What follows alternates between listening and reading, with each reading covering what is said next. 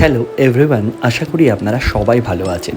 বিশ্বকর্মা পুজো মানেই হচ্ছে ঘুড়ি, আর ঘুড়ি মানেই হচ্ছে বিশ্বকর্মা এবং সরস্বতী পুজো প্রত্যেক কটা। আর এই ঘুড়ির সাইজটা ভীষণ বড় ছিল। আর এটা হচ্ছে আমি রিসেন্ট যেখানে জব করি সেখানে একটা ছোট লুকস, মানে রাতের বেলার লুকস এবং সকালবেলার লুকস দুটো আমি সেইভাবে শেয়ার করতে পারিনি, এবং ছোট্ট একটা রাধা রানী সেদিন ছিল। আমি টুক করে ছবি তুলে নিয়েছি, পারমিশন নিয়েই তুলেছি। আর বিশ্বকর্মা হচ্ছে বিশ্বকর্মা মহারাজ হচ্ছেন আমাদের যন্ত্রের দেবতা।